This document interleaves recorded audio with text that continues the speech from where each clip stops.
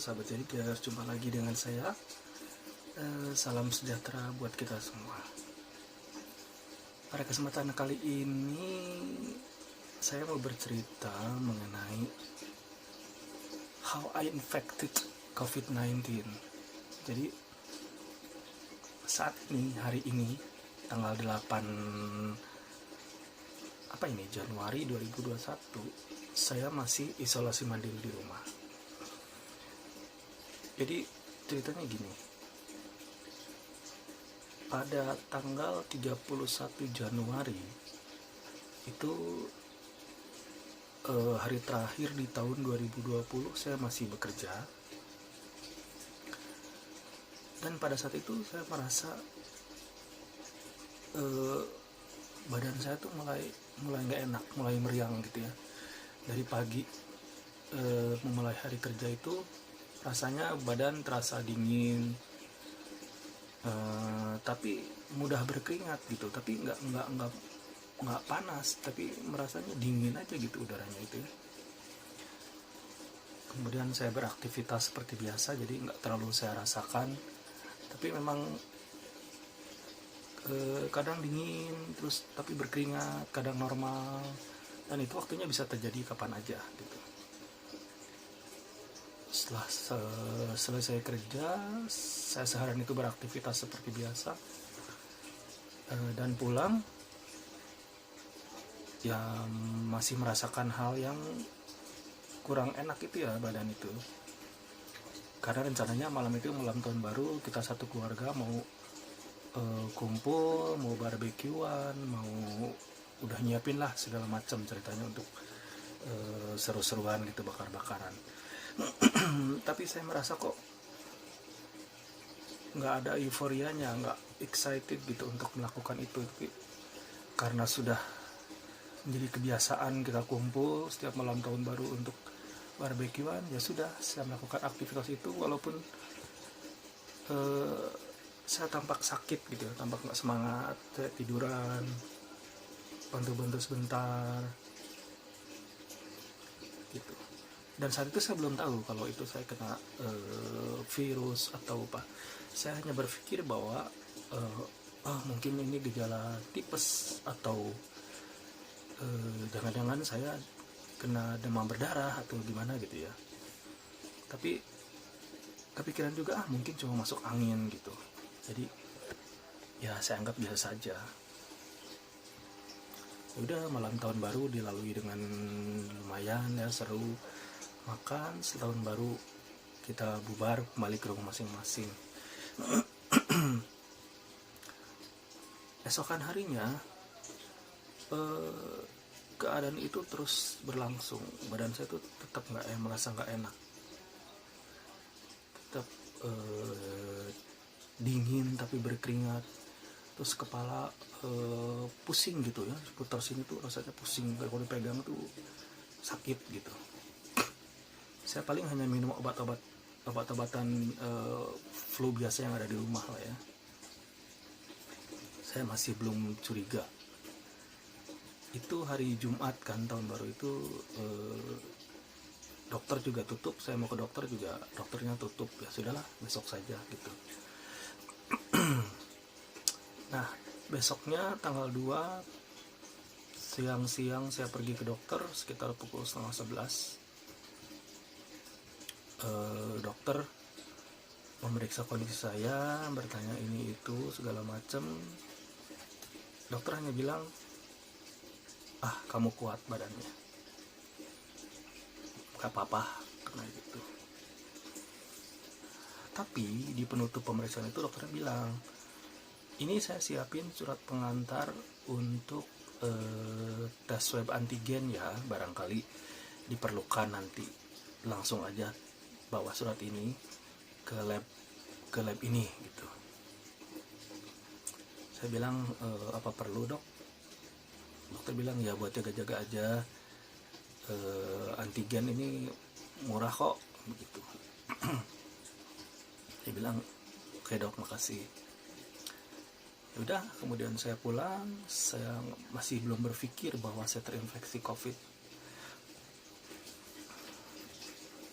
Saya istirahat, saya tiduran, masih seperti hari-hari sebelumnya, karena badan terasa dingin tapi berkeringat. Kemudian kepala masih pusing. Hari Minggu, nah hari Senin pagi, kok kenapa nggak beres-beres, sedangkan obat itu sudah mau habis, obat yang dari dokter gitu ya. Akhirnya saya berpikir, apa tidak sebaiknya saya tes saja gitu ya. Saya pertimbangkan, saya nanya ke keluarga, saya nanya ke HRD tempat saya bekerja, dan disarankan untuk ya sudah tes saja biar tenang apa yang terjadi dalam tubuh saya gitu. Akhirnya hari itu saya tes di laboratorium dan hasilnya nunggu sekitar 4 jam sejak diambil sampel dari hidung ya. Kalau antigen dari hidung itu sumpah lumayan perih ke mata, sampai keluar air mata saya waktu itu. Sudah saya pulang, saya istirahat seperti biasa, tiduran, sampai pada akhirnya surat itu datang, dan lumayan shock meskipun saya sudah mempersiapkan diri untuk menerima kenyataan bahwa mungkin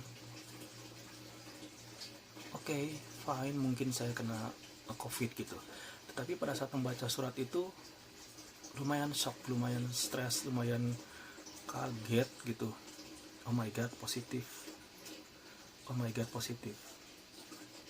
Sesaat saya diem gitu, nggak tahu harus gimana. Yang tahu hanya saya dan anak saya di kamar. Kemudian yaudah, saya WA. Di rumah saya ada kakak saya dengan 2 anaknya dan ibu saya yang udah lansia. Jadi saya nggak berani keluar kamar. Saya WA mereka, saya bilang bahwa hasilnya saya positif. Ya seperti yang diduga, kagetlah mereka semua bahwa waduh, bagaimana ini gitu. Ya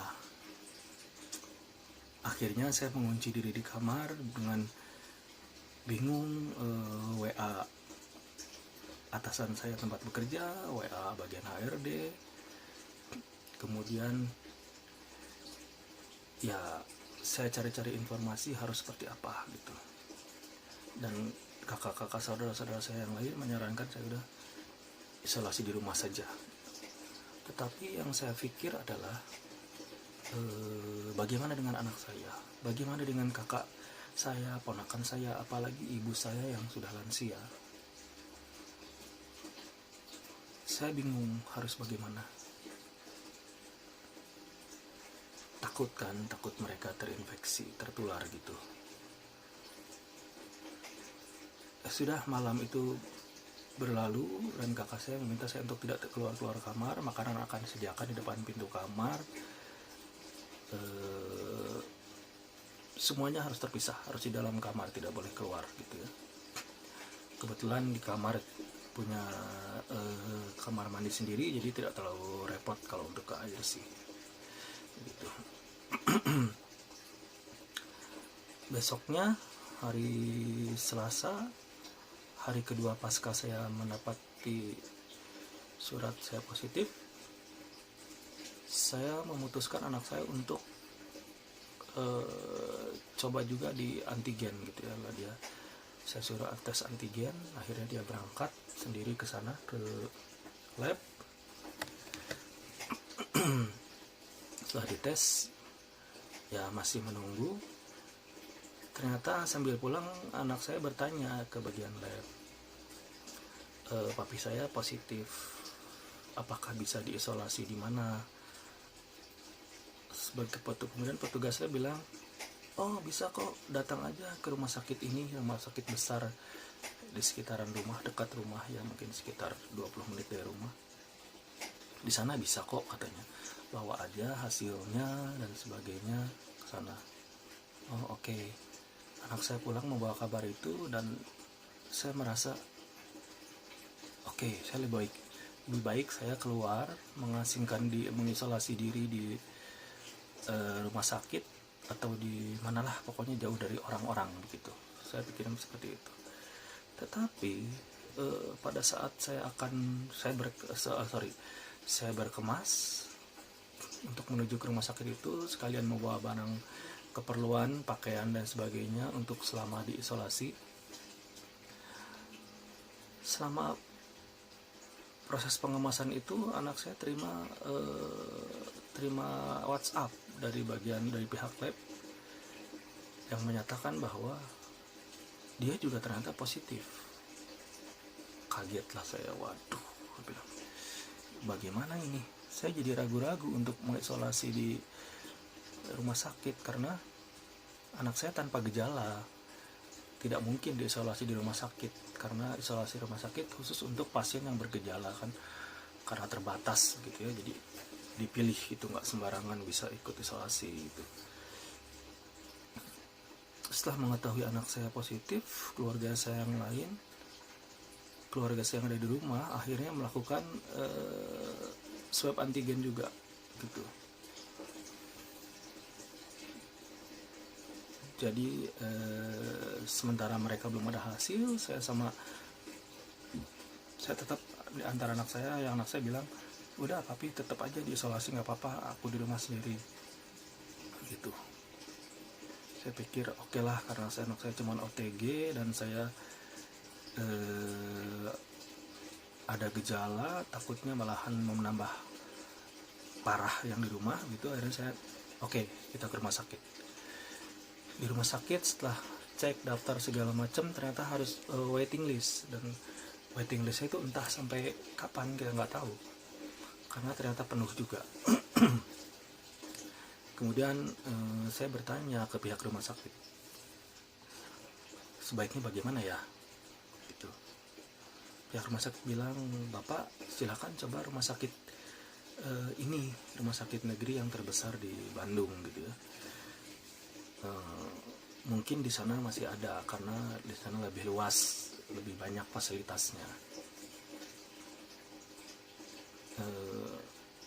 Tanpa berpikir panjang, ya udah, saya dengan anak langsung ke sana, langsung ke rumah sakit besar tersebut.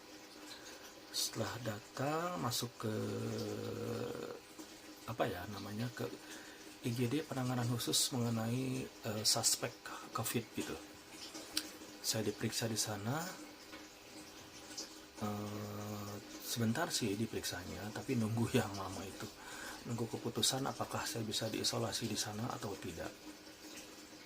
Dan akhirnya cukup menggembirakan bahwa ada kamar kosong katanya. Tetapi tidak di situ, tidak di rumah sakit tersebut, tetapi di area lain, di daerah Kolonel Masturi ke arah Lembang sana, tempat isolasinya di sana gitu. Dan saya dengar itu memang tempat pelatihan tadinya, tetapi karena tidak digunakan, sekarang digunakan sebagai isolasi untuk pasien COVID yang tidak parah gitu. Ya sudah, akhirnya saya suruh anak saya pulang. Udah, kamu pulang, biar saya tunggu saja di sini nunggu ambulan yang mengantar ke sana, karena nggak boleh pergi sendiri, harus sama ambulan dan didampingi sama petugas dari rumah sakit. Waktu itu jam 1:30 ya, saya mendengar kabar itu, dan betul-betul saya sangat kecewa juga, karena ternyata di sana saya tidak dikasih tempat duduk, tidak ada tempat untuk tiduran. Jadi saya hanya berdiri jongkok gitu ya di rumah sakit itu. Rumah sakit sebesar itu tidak memberikan fasilitas apa-apa kepada saya yang saat itu kondisinya sedang sakit, sedang pusing, sedang kedinginan, tetapi tidak, ya maaf kata, tidak dilayani dengan baik gitu ya. Akhirnya sampai jam 4 ya, sampai jam 4 sore masih belum ada keputusan kapan saya akan berangkat. Jadi saya masih jongkok berdiri, sementara handphone saya sudah low bat gitu ya, udah low bat 20%. Nanti kalau tidak bisa ngecas, saya bagaimana akan menghubungi pihak keluarga, bagaimana ini tuh, wah pokoknya sudah banyak yang saya pikirin gitu. Akhirnya saya nanya lagi ke petugas, ini bagaimana, ke satpam gitu ya, ini bagaimana, saya sudah sekian jam nunggu nggak ada kabar. Aduh gimana ya Pak, katanya, kita belum ada kabar dari sana, nggak berani untuk tiba-tiba pergi gitu. Akhirnya ya udah, saya akan kembali lagi ke tempat IGD tempat saya pertama, mau memastikan ini gimana sih begitu. Akhirnya saya keluar lagi, saya jalan lagi.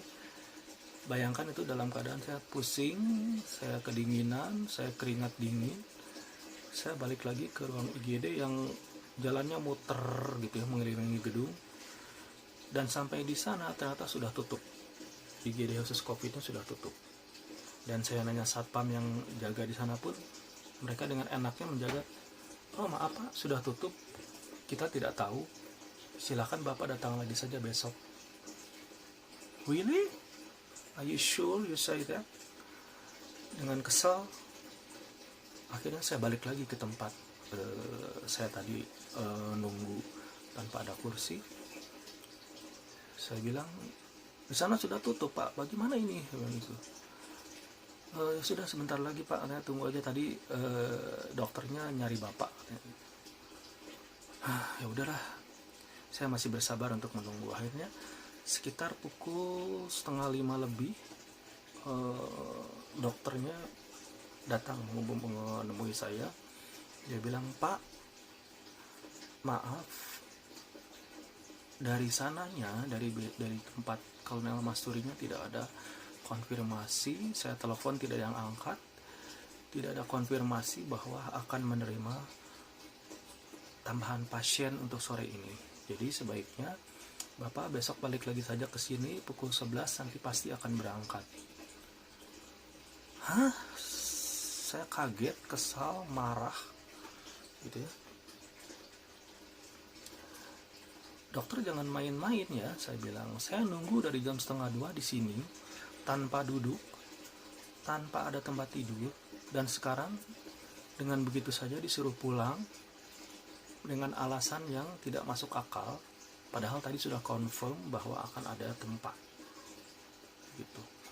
Kemudian ya katanya dokter ya, dia itu dokter perempuan itu bilang begini dengan enaknya, ya sudah Bapak nunggu sampai besok, tinggal di hotel saja Pak. Saya bilang, dokter siapa yang mau bayar? Saya nggak punya uang dokter. Kalau saya punya uang, saya tidak akan mencari tempat isolasi yang dijamin pemerintah. Saya akan sewa hotel sendiri. Saya bilang, saya tidak mau repot-repot seperti ini, kayak mengemis gini, saya bilang begitu. Terus dokternya bilang, ya bagaimana lagi Pak, soalnya dari sananya saya telepon gak ada yang angkat. Dan yang saya bikin kesel adalah ternyata si dokter itu dia buru-buru pengen pulang karena sudah jamnya dia pulang, jadi tidak mau mengusahakan saya sama sekali. Akhirnya dengan kesel, dengan jengkel, ya sudahlah dok, saya bilang saya pulang saja, saya isolasi mandiri di rumah, saya bilang begitu. Tanpa nengok lagi ke mukanya, saya keluar dari ruangan itu.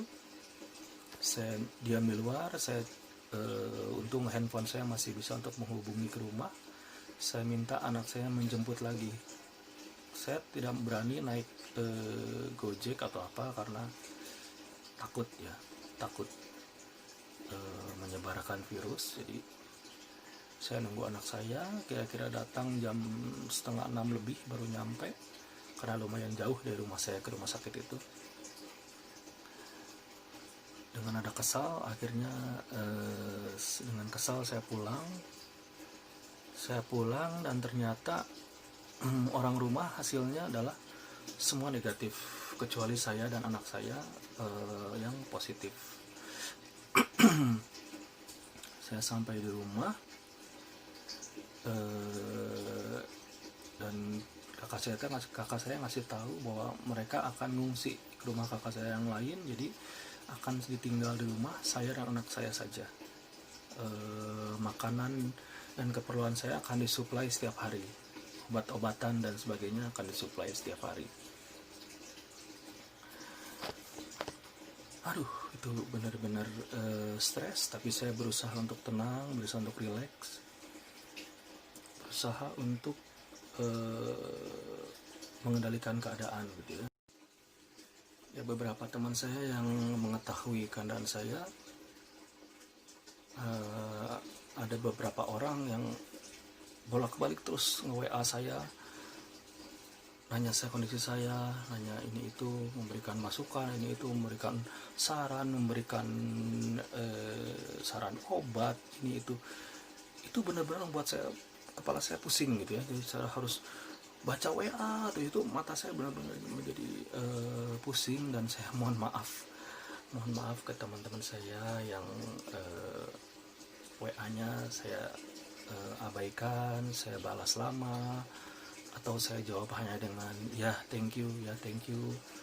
Jadi tolong dimengerti bahwa seseorang kalau sedang sakit, seorang yang sedang dilanda suatu musibah itu akan lebih cepat emosional, berpikirannya mungkin juga tidak terlalu panjang. Jadi